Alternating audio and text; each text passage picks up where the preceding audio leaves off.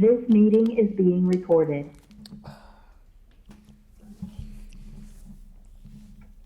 I'm just letting everybody in now.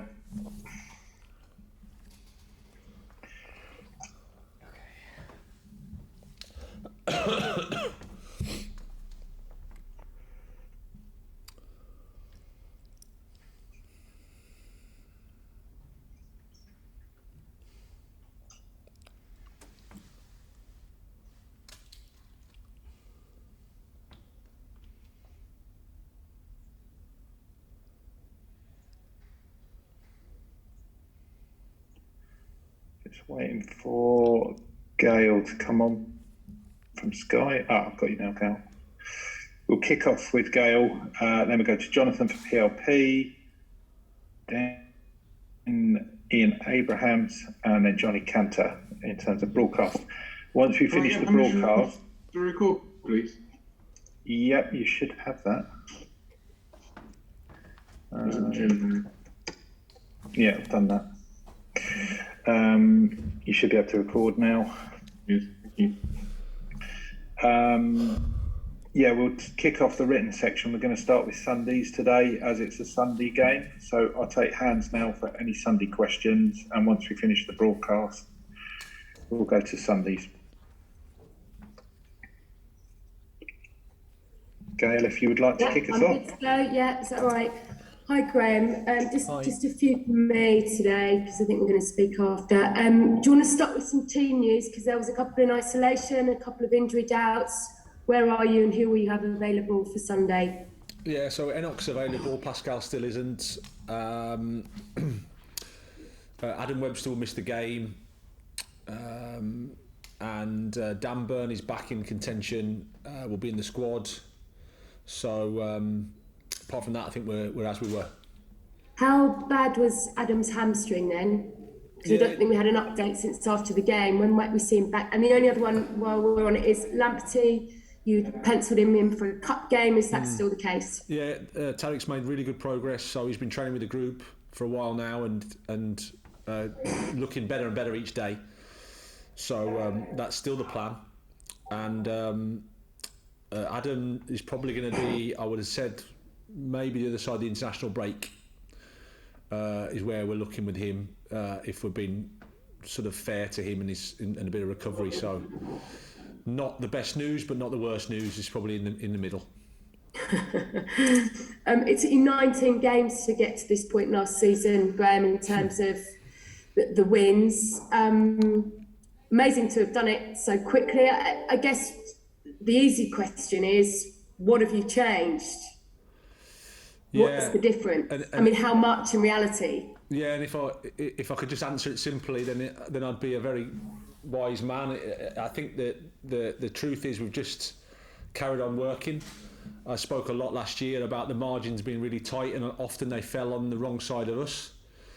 And when that happens, you don't get the points. But our performances were good last year, probably better than what our points tally was. But as we all know, unless you get the points, it doesn't matter.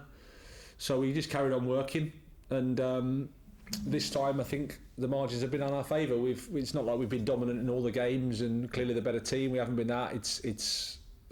They're tight games. Could have drawn, could have lost, but we've managed to win, and that's credit to the players. They've learned, they've grown, and we're happy with the points we've got.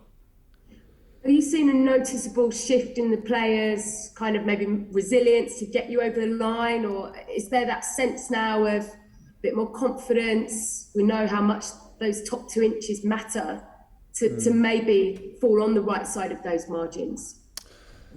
Yeah, I think it's a process. I think you go through the struggles we went through the last year, and you learn. I think because of the way the season was as well, there wasn't too much time to reflect. That's how it is when you're in that relegation fight, which we were for a big part of last year. You haven't got too much time to reflect and to analyse and to learn. I think the players go away and they come back and they realise, okay, I can deal with this level. The things I can do better, the things I've done well, and I think we've just come back with a good mentality. The understanding of what we're trying to do is grown and grown, and like I said, you need a bit of luck, and you need to play well, and we've done we've done that in parts. We can still improve, so that's what we're focusing on. We haven't cracked it. We've got a lot to do. So, but it's a good foundation, good start for us. And just finally for me, I think I know what you're going to say, but in terms of expectations, when you make a start like that, how do they shift? Because they have to, because people come into work and they're enthused and they're excited and they, they're winning. Yeah, I mean that's I'm not going to complain about that at all. But I think we've got a good group here. We're not we didn't get too down on ourselves when results weren't going our way, and we're not going to get carried away either when they have gone our way. So it's a case of trying to improve, trying to focus on the next match. The next match is an opportunity to win, but it's also an opportunity if you don't do things right and you don't get that rub of the green or whatever it is that you can lose. So it's the Premier League. We have to be ready. The boys have trained well this week, but we come up against a really good side at the weekend, and we have to be good. Brilliant. Thank you. Thank you. Hi Graham. How are you? Hi. On that challenge for the weekend, Leicester City, for all their achievements recently, Graham, do you see a squad with a greater depth this season? I think it looks that way. Yeah, I mean they've made some good signings. They've already got a really good understanding of what they're trying to do, and mixture of Premier League winners, international players of a high level. Great Premier League experience, but some young players as well. So they've got a nice balance, nice mix. I think everybody speaks really, really highly of Leicester City as a club, of what they've achieved and what they do, and we're no different. So it's going to be a tough game for us, but it's the one we're looking forward to at home. We want to play better than we did against Everton because. As we learned from that game, if you don't play well, it gives you little chance of winning in the Premier League. So we have to play better than we did then.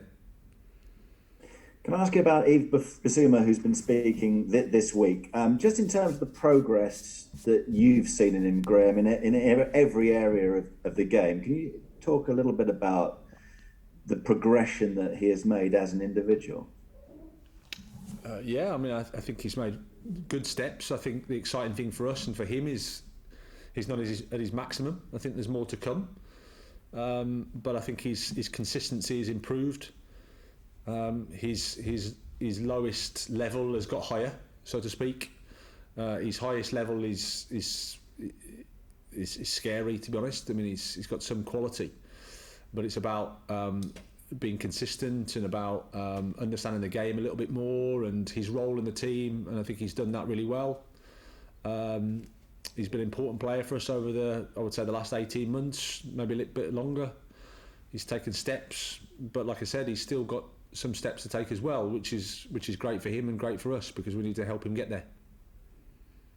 And just a final one from me, still on the training ground, if you like. Something you said a minute ago, you said the understanding of what we're trying to do has grown and grown. Has that needed a little bit of patience from your strategic coaching point of view? At times, do you have to sort of understand that it is a process and it will take a little while to get through?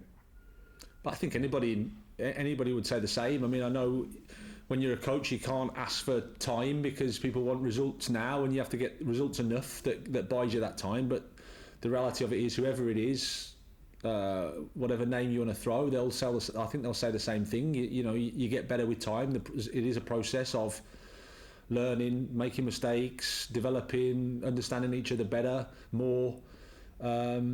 Providing you do your work, I think there's a chance you can improve, and that's what we're trying to do. It isn't easy in the Premier League because results can knock you off track, and that's where I think you need patience. That's where you need understanding. That's where you need a bit of strategic thinking, to use your words. But we're in a good place, but we know it's just a start. We just need to carry on. Thanks, Graham. Good luck for the weekend. Thank you. Hi Graham, how are you? Very well, yourself? Yeah, not too bad at all. I just wanted to start with, when people speak about, big jobs, they talk about Brendan Rodgers, but they're also mentioning you because the job you've done at Brighton. Are there any similarities, do you think, between you and Brendan in terms of coaching, the way you manage, the way you lead your teams? The honest truth is I have no idea, because I don't know Brendan that well. I don't know his work. I don't know. I've not witnessed him at all, and I think he's probably the best person at being Brendan Rodgers there is. And I'd like to think that I'm quite good at being me, and I don't see there's any point in comparing or. He's done a fantastic job. His career is amazing. I'm just starting out really in comparison to what he's done and what he's achieved. So I don't see a comparison in that way. But he's someone I respect a lot and admire a lot, because what he's achieved is fantastic. You mentioned before about expectations slightly going up because of the start you've had. What are the expectations now for Brighton 6 weeks into the season? I would say they're the same as they were 6 weeks ago, which is you want to try and improve. We need to focus on the next match. We need to understand what we're trying to do, how we can improve. Understand that every game is a fight for us. Every game is an absolute battle that we have to do absolute everything to get something from. Because we're playing in a league with huge quality. All the opponents have, players that can hurt you, all well organised, highest level of coaching there is. So our expectations don't change. I think, short-term results can happen, good and bad, but I think you've got to stay consistent in terms of where you are with your thinking and keep trying to get better. That's where we're at. You've had a whole week to prepare for the game, Leicester only a couple of days. Just give us an outline on how much of a difference that makes to you as a coach. You've got that so much different, more time with your team than your opposite number. Yeah, I mean, I think on the one hand it's good because you've got a bit more rest in between the Premier League matches. Same time, sometimes a game is good because you've got players that can play. You can get some momentum and some energy from the matches. So it can work in both ways. We had it with the cup game at Cardiff, affected us a little bit against Everton, but I think Brendan and his staff are so good and so experienced at dealing with that, and that's ultimately the challenge of clubs like Leicester and the top sort of four, that they want to compete and challenge in every area. So the challenge for that is you've got to play the matches and you've got to do well. They had a good game last night, but they'll be ready for us, that's for sure. I'm 100% sure about that. My last one is that both you and Brendan like to play with a recognised striker. You normally play with Neil Maupay, he normally plays with Jamie Vardy, but increasingly teams in the Premier League will go with what we call the false number 9, and you've done it on occasions actually at Brighton, but just outline for us why sometimes that's come into the thinking of a manager. Do you think we're beginning to see the almost outdating of the traditional number 9 that you played with and that we've always grown up watching? I think it just depends on circumstances at every club. I don't think there's no answer that's complete across the board. I think it depends on the club, it depends on the situation of the squads. I don't think it's the death of the 9 by any means. I think you see the likes of Lukaku, for example, for Chelsea is a traditional 9. Cristiano Ronaldo's coming in as a 9, so they're absolutely out there. Jamie Vardy, one of the best there's been. So there's still absolutely a place. But again, it depends on the squad, depends on the games you play. It gives you a different option, gives you a different way to attack, maybe. So yeah, it's just. I think it's just the beauty of football. There's nothing really new in football. There's no secret thing that's just emerged. It's always been there. We just go around in circles, and eventually it'll come back again, and it'll come round again, and we'll be talking about some new tactic that is out there, but has actually been around for hundreds of years. You mean you're not reinventing the wheel every week, Brian? Come on. I'm certainly not. I don't think so, no. Like I said, football's been around a long, long time, and there's been a lot of clever people in it, and there's not too much new. It just changes, and and you have to adapt to it and use whatever you can to help your team. Good luck this weekend, Graham. Thanks for talking to me. Thank you. Graham, we've now had Mark Cucurella's debut. How pleased with you with the way he's settled in, his debut, and what more is there to come from him? Yeah, really pleased. I mean, it's good for him. He was part of a winning team, clean sheet. I think it was a difficult first game away at Brentford. It was a physical match, so the difference there I think would have been quite large for him. He's got to make that adjustment from La Liga to the Premier League, which there is some adjustment to make. I think he'll get better the more he's with us. But we're really happy with him. Really happy how he settled in. Made a good impression on everybody, and he'll improve. You mentioned a little bit about the process. I just wondered, what work have the club done and continue to do with the players in terms of the mental side and the psychological side of the game? Yeah, I think it's an ongoing thing for us. It's an area that we're committed to and care about. I think from a performance perspective, but also from a well-being perspective, because it's a results game. We all know, and we're about winning and trying to win. But at the same time, there's we're in a high performance area with a lot of pressure. I think we've been through significant challenges as a society, which the guys have been in as well, in terms of lockdowns and COVID, and so I think making sure the guys have got support there in terms of well-being is something that's really important to us, because at the end of the day they're people before they're footballers, and we think that if we get the balance between the two, we've got more chance of them being happy as young men, but also as successful as footballers. And how big an impact do you think those additional sort of psychological help and support that you can get in terms of your performance, what extra bits can you get out of a player or even a team from that support and help? Honestly, Johnny, I think it's hard to quantify. I think you've just got to, it's about your intention, and our intention is to try to support the players on and off the pitch in that area, and also us as coaches. I think it's been a really important area for us to address and to deal with.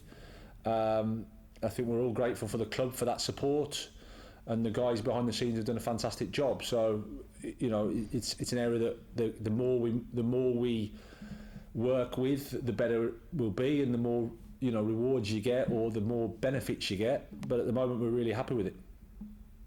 And just on Leicester, I mean, how big an achievement has this been for Brendan Rodgers? 2 fifth-place finishes in the last 2 seasons.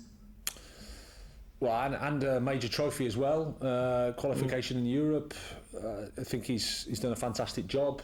He does an amazing job wherever he goes. Brendan, his CV's fantastic, and he's at every football club, improves the teams and improves the players. And I think that's all you can, it's all you can ask for as a coach. The next step is, of course, a major one, because they're trying to break into that top 4, which is huge. But I think the way the club's run, the job that Brendan does, the way the players work, they're a fantastic club. Lovely. Thanks, Graham. See you Sunday. Cheers. See ya. Thank you, Johnny. Right, for Sunday session, Phil Medleycock from PA, if you want to go next, then Nick Stepanic, David Sneed. Apologies, I just wanted to jump in with one quick one for live, just to finish off. I just want to check in again with Aaron Conley. I don't think we heard about him earlier on. How's he after missing out last time round? No, he's fit. He's been training this week, so he's available for selection. Yeah, and just to confirm, in terms of Enoch and Pascal, suffice to say that there's COVID-related issues, essentially. Yes. Yeah. Great. All right, cheers. No worries. Thanks, Phil. Nick, if you want to go next.